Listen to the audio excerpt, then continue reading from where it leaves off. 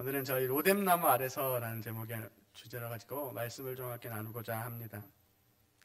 오늘 말씀의 시작은 아합이 자신의 아내 이세벨에게 그 전에 있었던 사건을 이야기하는 것으로 시작하게 됩니다. 그래서 아합이 이세벨에게 한 이야기는 이 이전에 바로 18장 말씀에서 기록되어져 있는 엘리야가 그 바알의 선지자 450명과 함께 전투하고 그 바알의 선지자들을 전부 죽이게 되는 그 사건을 두고, 그 사건 바로 직후에 있는 일이고, 그래서 아합이 오늘 이세벨에게 와서 자신이 하루간에 있었던 어떠한 사건들이 있었는지를 지금 이야기하고 있는 것입니다. 그럼 이 아합은 누군가 하면 북이스라엘의 왕입니다. 오늘의 말씀에 이루어지는 곳은 북이스라엘에서 이루어지고 있는 말씀인데, 열왕기상 16장에 보면 유다의 왕 아사 제18년에 오므리의 아들 아합이 이스라엘의 왕이 되니라 라고 기록합니다. 아합은 이스라엘의 왕으로 오르고 그는 오므리의 아들로서 하나님께서 보시기에 그 어떠한 이스라엘의 왕보다 더 악하였다라고 성경에서는 기록하고 있습니다. 그래서 16장 30절에 무엇이라고 기록하냐면 오므리의 아들 아합이 그의 이전의 모든 사람보다 여호와 보시기에 악을 더욱 행하였다라고 그렇고, 31절에 보면 느밧의 아들 여로보암의 죄를 따라 행하는 것을 가볍게 여기며 라고 이야기합니다. 아합은 하나님이 보시기에 악하였는데, 그래서 성경에서 무엇이라 기록하냐면 여로보암의 죄를 따라가는 것, 그것을 가볍게 여기고 그 여로보암과 같이 죄를 짓는 것을 가볍게 여기고 살아갔다라고 하는 것입니다.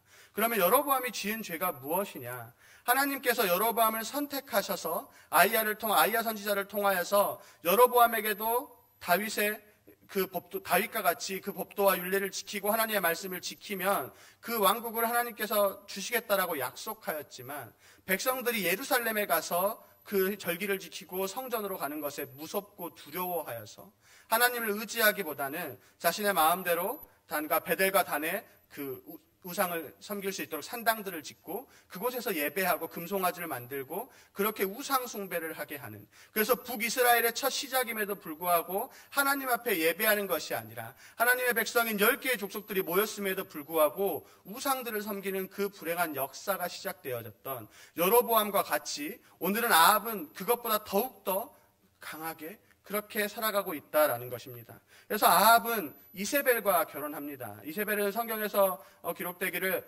시돈의 왕의 딸이라고 이야기합니다. 시돈은 북이스라엘보다 조금 더 위쪽에 해안선에 있는, 지금으로는 역사 속에서는 페니키아 사람들이라고 이야기하지만 그 두로와 시돈은 많은 우상들을 섬기고 그리고 무역을 하고 그렇게 큰 나라인데, 그곳의 시돈 왕의 딸이 바로 이세벨입니다. 그래서 그 시돈 왕의 엣바알의 딸이라고 이야기하는데, 그 에트바알이라고 하는 이름의 의미는 바알이 그와 함께 있다라는 의미입니다. 이세벨의 아버지의 이름의 뜻이 바알이 그와 함께 있다라고 이야기합니다.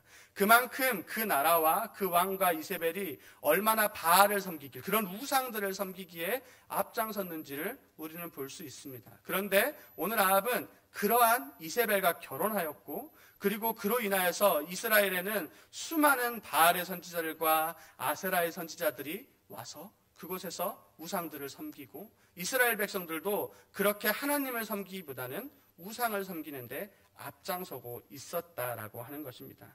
그리고 그러한 상황 속에서 엘리야가 바알의 선지자들을 죽이고 하나님의 명령에 의해서 그 제단을 쌓고 대결하여 이기고 하나님께서 이기게 하시고, 그리고 그 바알의 선지자들을 죽게 하는데, 그것을 오늘 아합이 이세벨에게 이야기하고 있는 것입니다. 그러면 이 정도의 상황이 되었으면 이세벨이라는 여인의 좀 마음이 꺾일 만도 한데, 이세벨은 그러한 그 소식을 듣고 오히려 더욱더 분노하는 모습을 보여줍니다.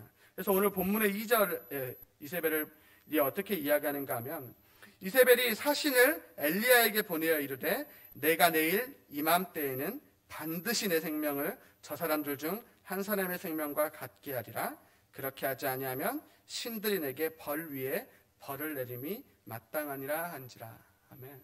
이것이 이세벨이 그 소식을 듣고 일으킨 반응입니다. 분노하고 화를 내고, 그리고 마음이 꺾이는 것이 아니라, 하나님을 바라보는 것이 아니라 오히려 엘리야를 향해 사람을 보내서 내가 반드시 너를 그 사람들과 같이, 그 죽은 바알의 선지자들과 같이 너를 꼭 죽이겠다라고 경고하고 있는 모습입니다. 그래서 이 내일 이맘때 이세벨이 왜 지금 바로 죽이는 것이야? 내가 당장 너를 죽일 거야 라고 이야기하는 게 아니라 왜 내일 이맘때 그렇게 할까라는 것에 따라서 좀 해석이 좀 분분하긴 하지만, 그래서 여러 가지 이야기들을 합니다. 어떤 사람은 승리 직후, 그러니까 이제 백성들이 조금씩 엘리야를 따르려고 하니까 그런 백성들의 눈치를 봤다라고 하기도 하고, 아니면 공개적으로 내가 너를 잡아 죽이겠다라고 미리 경고하는 그런 의미로 했다라고 하는 의견들도 있지만, 정확하게 저희가 알 수는 없지만 분명한 것은 지금 이 이세벨이라는 여인, 이 여인이 가지고 있는 마음과 생각은 어떻게든 엘리야를, 그 우상을 섬기던 그 선지자들과 같이 꼭 반드시 죽이겠다라고 경고하고 엘리야의 목숨을 위협하고 있는 모습을 우리는 볼 수 있습니다. 그리고 그것을 이야기를 끝마치면서 그렇게 하지 않으면 자신들의 신들, 이세벨은 여러 우상들을 섬기고 있으니까 그 신들이 자신을 벌내림이 마땅하다라고 이야기할 정도로 그 자신이 섬기고 있는 우상들의 이름을 걸고 그 앞에 맹세하면서 어떻게든 엘리야를 공격하려고 하는 모습을 우리는 오늘 볼 수 있습니다. 그리고 엘리야는 그것을 듣고 보게 됩니다. 그래서 19장 3절에 그가 이 형편을 보고 일어나 자기의 생명을 위해 도망하여 유다에 속한 브엘세바에 이르러 자기의 사원을 그곳에 머물게 하고, 엘리야가 이 형편을 봅니다. 듣습니다.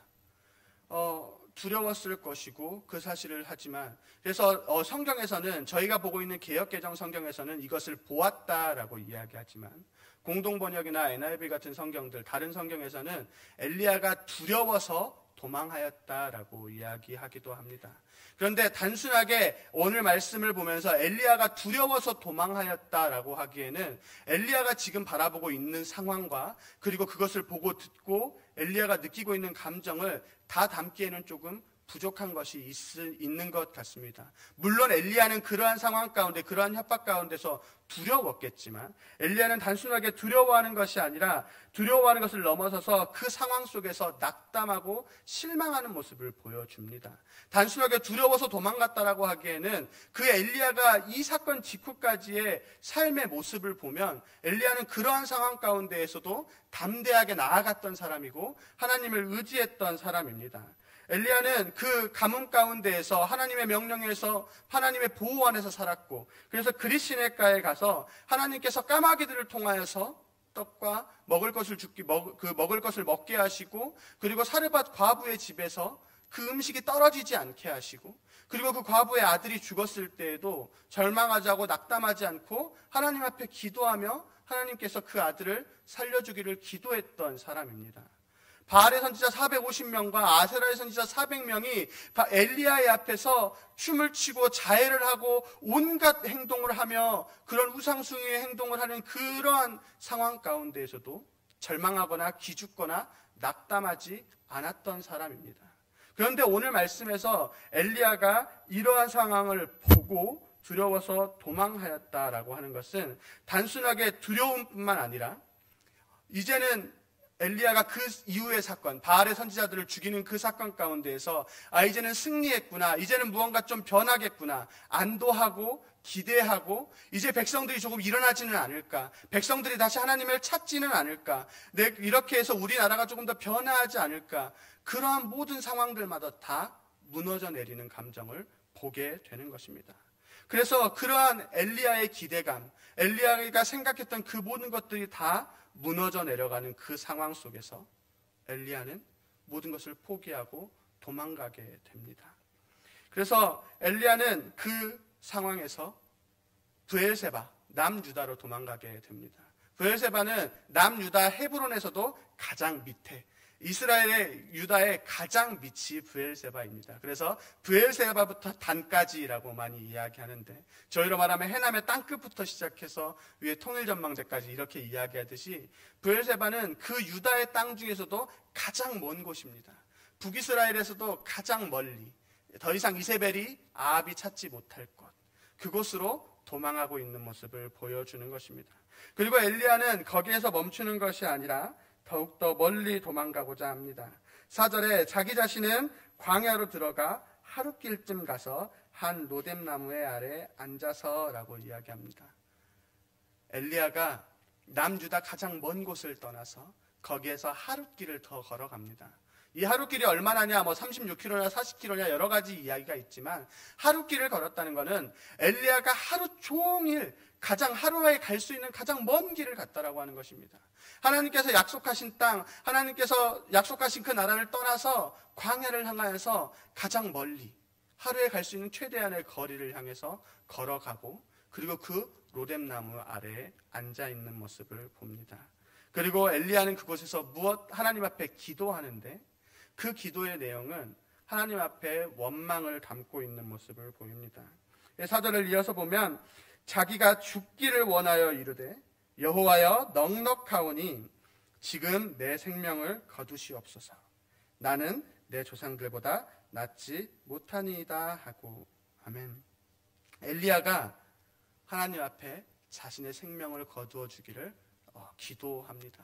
이것은 정말로 하나님 앞에서 하나님 이제 저를 이렇게 기도하는 것이 아니라 하나님 앞에 하나님 이제 충분하지 않습니까? 하나님 제가 이만큼 했는데도 아무것도 변화하지 않고 제가 이렇게 했는데도 아무것도 되지 않는 건 제가 조상들보다 부족한 것이고 저는 아무것도 아니니 하나님 이제 그만하시죠?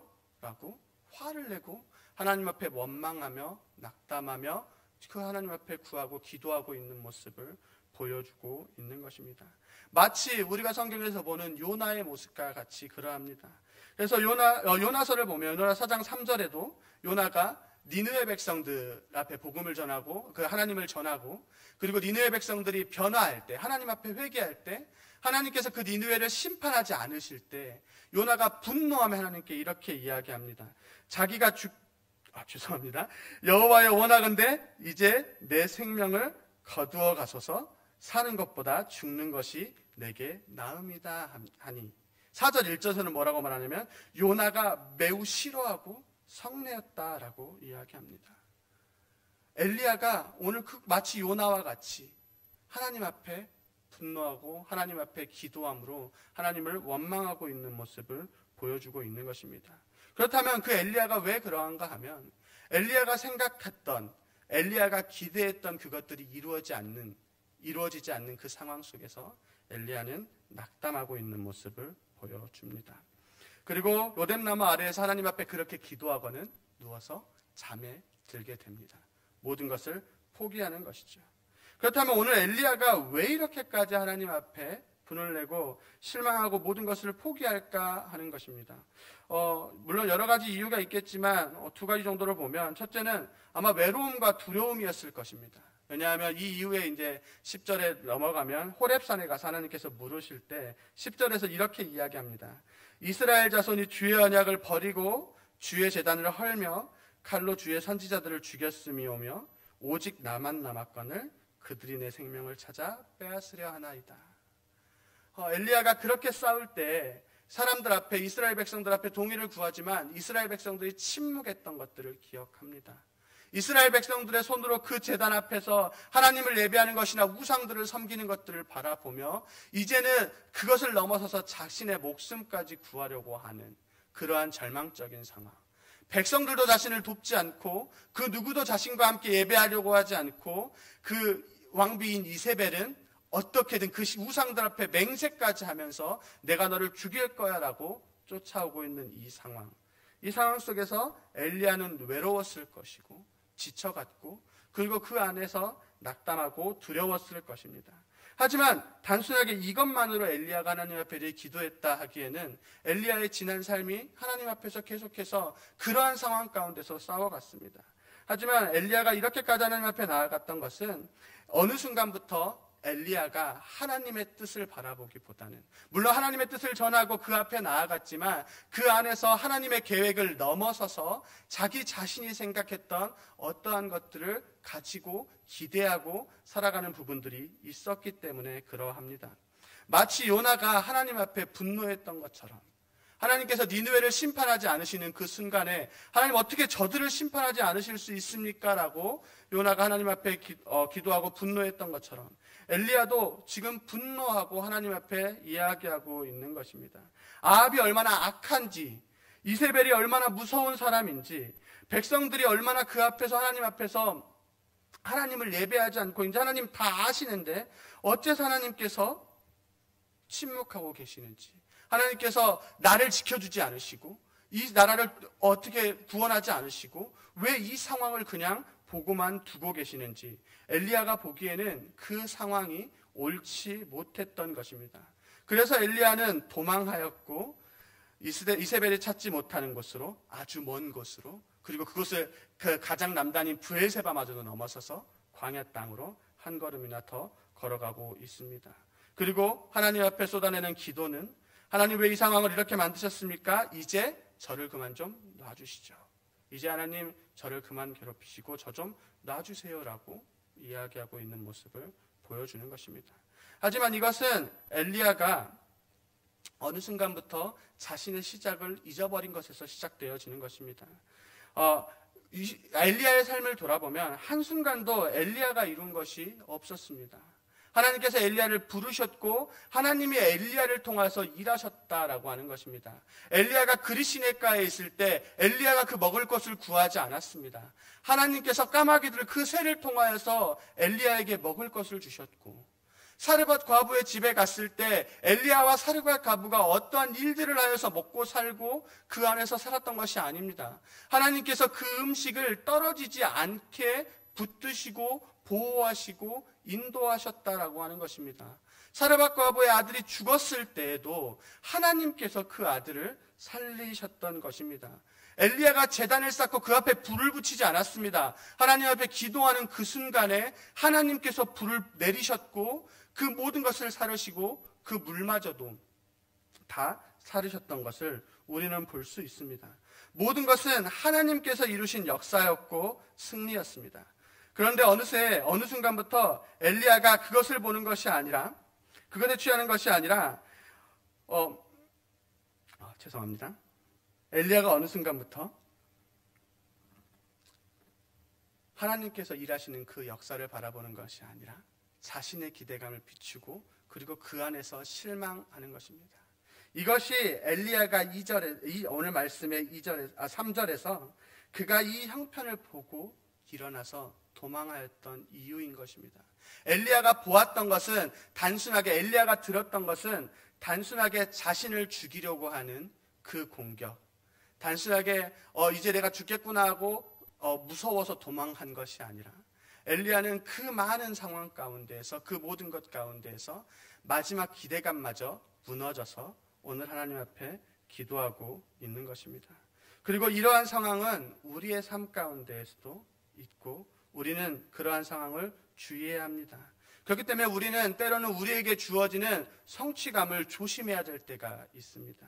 우리가 어떠한 것을 성취할 때 우리가 처음부터 그렇게, 엘리야도 처음부터 그랬던 것은 아니라는 걸 우리는 기억해야 합니다.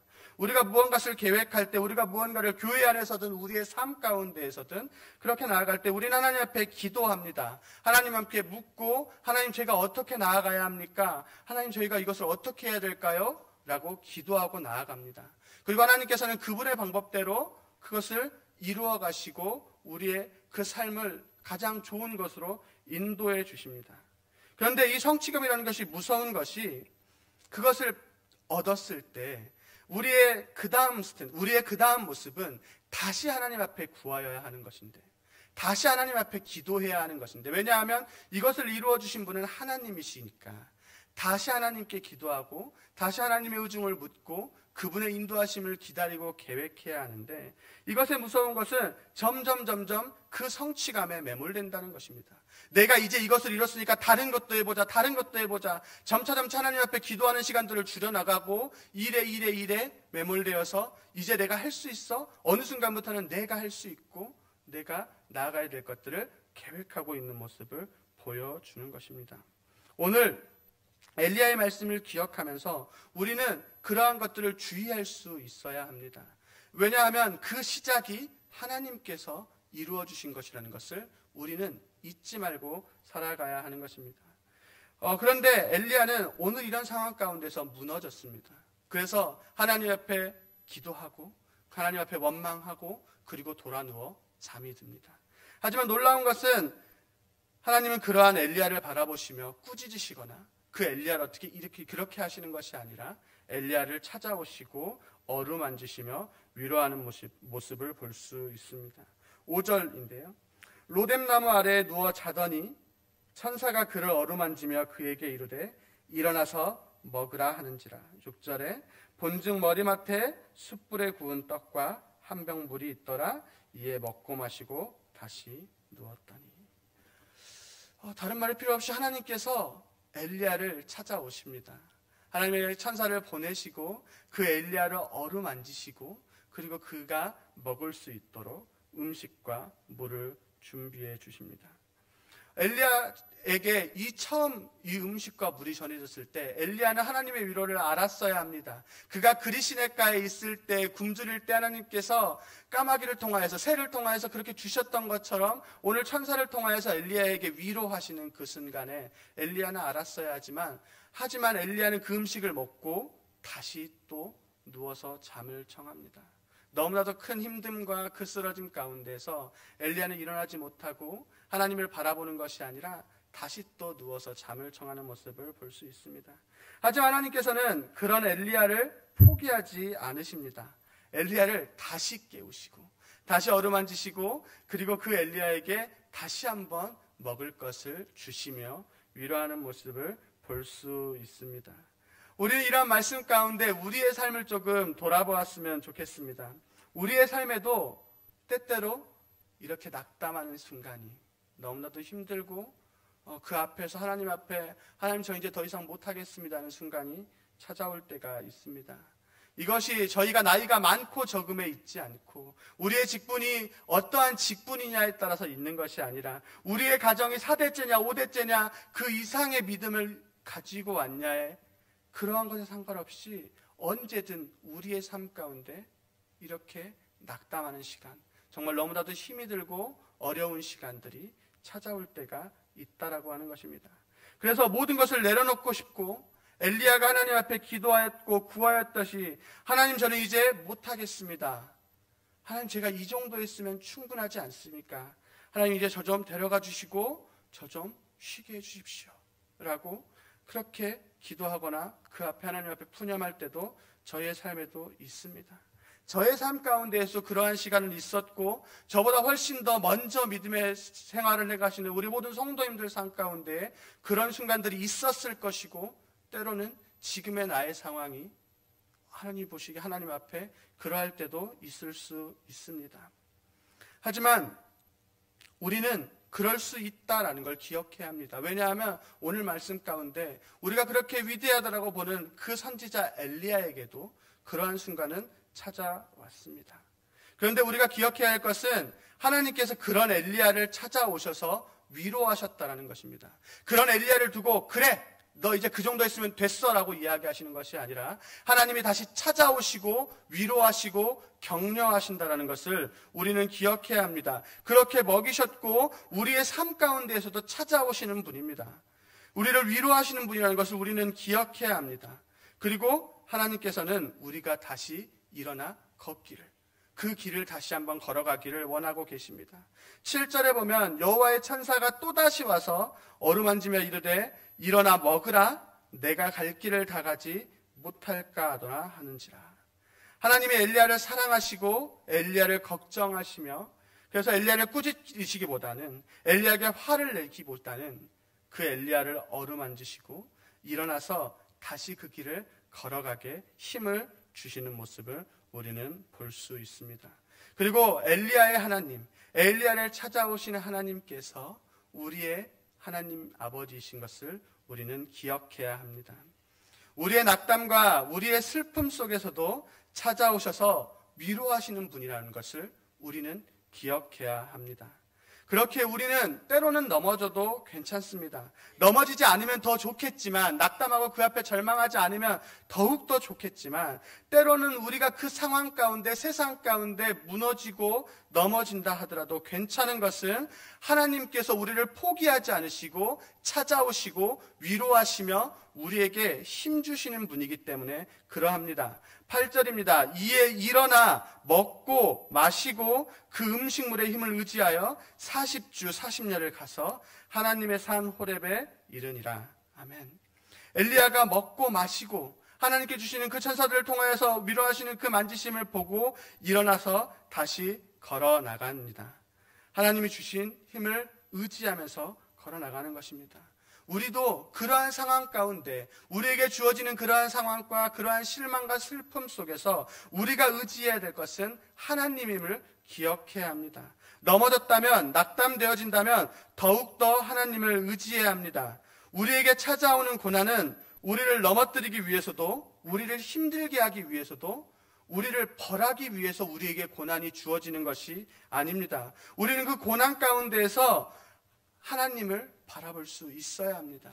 우리가 그 고난 가운데, 슬픔 가운데 우리가 무엇을 잡고 있는지 보며 우리가 하나님을 잡지 못했다라면, 하나님을 찾지 못했다라면 그 시간을 통하여서 다시 하나님 앞으로 돌아가고 하나님의 말씀을 듣고 일어나서 걸어가야 하는 것을 우리는 기억해야 합니다. 그리고 하나님께서는 그러한 우리의 시간 가운데 찾아오시며 우리를 일으키시기를 그렇게 약속하고 계십니다. 오늘 말씀을 통하여서 우리가 그것을 기억했으면 좋겠습니다. 때로는 절망과 낙담 속에서 모든 것을 포기하고 하나님 앞에 모든 것을 내려놓는 그 순간에도 다시 우리가 일어나야 한다라고 하는 것, 그러한 순간에도 하나님께서는 우리를 찾아오시고 우리를 위로하시며 우리를 일으켜 세우시는 분이라는 것을 꼭 기억했으면 좋겠습니다. 그래서 오늘 말씀을 기억하며 하루하루를 살아가는 동안에, 그리고 우리의 삶 가운데에서 실망과 슬픔과 어려움 속에서 그저 누워있는 것이 아니라 그저 하나님 이제 저 잘 모르겠습니다라고 이야기보다는 그 순간에도 찾아오시는 하나님을 기억하시며 그 모든 순간에 우리가 그 하나님의 사랑을 다시 한번 붙잡고 일어나며 그리고 그 길을 걸어가는, 오늘 엘리야의 그 상황과 같이, 엘리야의 삶과 같이 우리의 삶 가운데서도 항상 하나님을 의지하며 나아가시는 모든 성도님들이 되시기를 바랍니다. 기도하겠습니다. 살아계신 하나님 아버지, 감사합니다. 주님, 오늘 말씀을 통하여서 엘리야가 로뎀나무 아래 그 모든 상황 가운데 포기하는 그 순간에 하나님이 찾아오셔서 위로하시며 격려하시는 그것을 바라봅니다.